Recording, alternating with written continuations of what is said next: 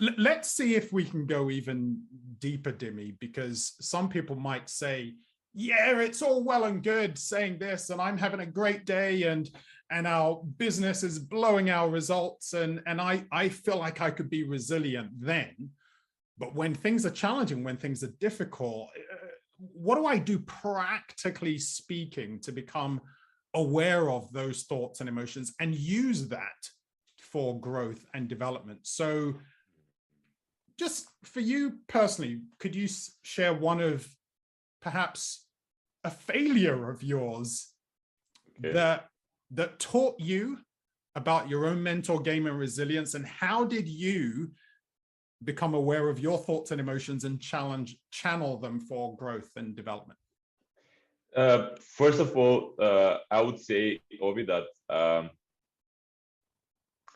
no matter, even it doesn't matter if you're winning or losing. Very often we go to the high of emotion, and even when you are very, very happy, and this can be a very dangerous experience also, because in these moments when we are in delirium, you could say, we very often make the not very constructive decisions. So what I mean by that is, no matter the experience, the best thing for me always is to learn how to be mindful and aware of what is happening with you. And if you ask me some tool which I can talk to people how I'm using this in my life, I definitely would say mindfulness.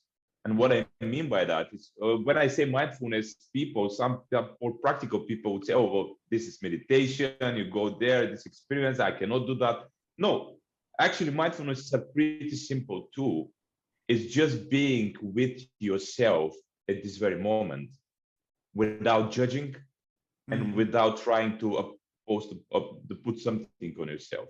What I mean by that is being with your emotions and your thoughts at this moment unapologetically without trying to do something with them. And I think this is a great tool to use in daily life, not only when you have highs of emotion, but in daily life, just being with yourself every morning, every evening, even during the day in the most challenging situations is gold. Because then you can really give yourself the chance to really go to your equilibrium and stay in a moment and stay in a place when you just feel that, I wouldn't say even you're in control, but you are really, I would say, rational. I love Stoics. You know that I love Stoic philosophy, and I love Marcus Aurelius. And his book is on next to my bed, and every evening I read something. I just do that, just open some page, and I'm just asking Marcus, what do you want to tell me today, man? And just something you want to give me as an advice. Hit me with it, Marcus. Yeah, just tell me something. I need you. And Marcus always, I mean, says something really profound, and always something really which is bringing me to my wisdom, I would say, or rational mind.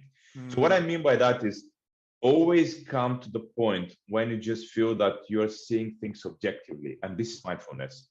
This is exactly mindfulness, And there is no person in the world who, if use this skill in the moment, really use the skill, will be taken away by the emotions, right? Yeah. So maybe it was a little bit longer explanation, but that's what I wanted to share with people, because just to explain that this thing is gold. And the failure, I had many failures with that. I mean, just before you go into your failure, I thought that, that description of mindfulness is so powerful, because it helps you move from a place. Let's just take anger. I'll just use that as an emotion. I'm angry is very different to I notice that I'm feeling angry right now. all of a sudden, I'm angry as I'm in that state. There's nothing I can do about it. My stakeholders have made me angry. My team have made me, all of that. I'm not in control versus I notice that I'm feeling anger right now, more objective, and I am in control. Because I'm noticing that anger, I can also make some different choices. So I think it's powerful that you've just said, yeah, just noticing those emotions, being able to stay with it helps you to be so much more objective. But yeah, thank you. And then, yeah, I'll let you go. You're welcome. I mean, definitely that is true. And people, just to add on that, people can see sometimes that is very, oh, that's not a big difference. No, it's a difference in the world, the biggest difference in the world. You know that, I guess, that there's scientific studies in psychology, they say that just naming the emotion and just naming it, nothing else, just naming the emotion just diminishes 50% the power of the emotion. And can you imagine not only notice it, but just find it in your body? Second step. So you notice I'm angry, but it's here, for example, in my heart, in my chest, wherever. Yeah. And then just stay with that mindfully. It's a simple tool that if people can learn doing that, just that, I'm sure that 90% of the fights, I'm talking not only physical, but mainly emotional and, fights in the world will go down because you don't have the emotion. You don't need to react to it. You just stay with that. You're going to your rational brain, your neocortex, you could say, and then you can really resolve the thing normal way. When you talk about anger, there are many other emotions you can talk about, but specifically anger, because it's very often anger is and resentment. They're common for leadership and work environment and stuff. Yeah. So normally in my life I could work with anger. I had this one of the biggest failures, I would say, when it comes, and it's a great because I was a leader. When I was 23 years old, I was working in an organization in Bulgaria. I was sales manager or chief operation officer, both functions together. And one of the biggest failure was, I see it as a failure. It's a learning. I have this idea that there is no failure, but it's learning in general. But let's say failure for the sake of the question. But it was that I couldn't handle my communication with my boss because he was, and mainly with my boss and some of my employees, and I had to resign because I had a breakdown out of that. And the reason for that was that I couldn't work with the anger. I couldn't work with the resentment. I couldn't work with having conflict with the people around me, being absolutely blunt and sharing what I thought. And the reason for that was, the biggest reason was because I couldn't handle the emotion in me. So I either would go to some, which was not very often, but some fight, like with my boss, or I didn't say anything. I was just putting it aside. And I thought after the day, everything is okay because I didn't feel it. But then the next day came again, build up, and I couldn't stay more there. So it was, and I couldn't actually communicate with my employees, and I couldn't give them the compassion, the care, the empathy I had to do. I had to give, because I think one of the biggest role actually of the leader is to be like this with the employees, because it gives the space for them to be who I am. And I couldn't give it to the extent I wanted because I was angry and inside, because I couldn't handle the emotion. So the learning I had was that what we talk about here, mental resilience, that when I learn how to work with the emotions, and don't get me wrong, I still have moments, everyone I guess gets these moments when you can't handle fully the emotion, I need to need a little bit more time. But now it's different. I had a situation several days ago when a person literally cut me with a very, not brutal, but very bad words. And I was like, for seconds, I was like super angry. I got even furious inside, but I could handle it for 5 minutes. And a person next to me said, okay, you were really not in a good place, but how could you go for 5 minutes to the other moment? You were smiling again, everything was okay. You could even speak to the person. Wow. And that's a mental resilience in action. Sure. That's what you can do. Because before I could stay days, not to say even months in this emotion. And learning this skill is gold for that. I love that.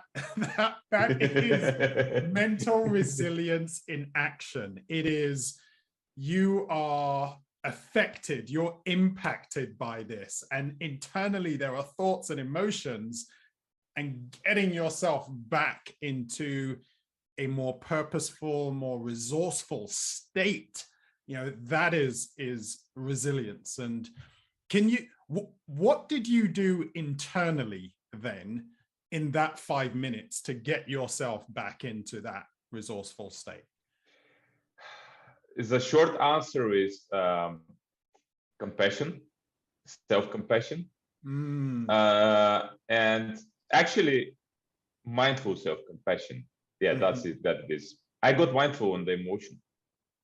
I knew that I got that, but then when I got mindful, I could give myself the compassion I needed, because what I needed at that moment was compassion and understanding. I needed something, the person cut me out. So I had some need which was not fulfilled. So I could fulfill this need by using this compassion with myself, with the tools I learned and I'm using in my life. And then actually I went to a place of compassion to the other person, because I knew that this person is in pain right now. And it's not me, but the other person actually had something. She just burst out at me, but that was not me the reason for that at all. And I got compassionate for her, for that she's not in a good place right now and she's suffering. And when you go to the place of that you got compassionate with others, you can't be angry with them. Yeah. Wow. Thank you for sharing that. Thank you for sharing that. And thank you for just bringing to life in a very clear way that it's what's going on the inside. It's the stories we start telling ourselves, our ability to reframe a situation, our ability to have that compassion towards ourselves. Notice, what is it I need right now? How can I give that to myself? What is it this other person could need? So all of a sudden, in 5 minutes, you're asking yourself different questions, you're looking at it differently, and you're able to get to a place of seeing yourself and seeing this other person in a different way that allows you to bring the best of yourself to that moment. All internal. It was all about what was going on the inside. Fantastic. I didn't say a word. Yeah, I didn't say a word. Oh, yeah, right. That's amazing. You didn't have to. It's incredible. Incredible.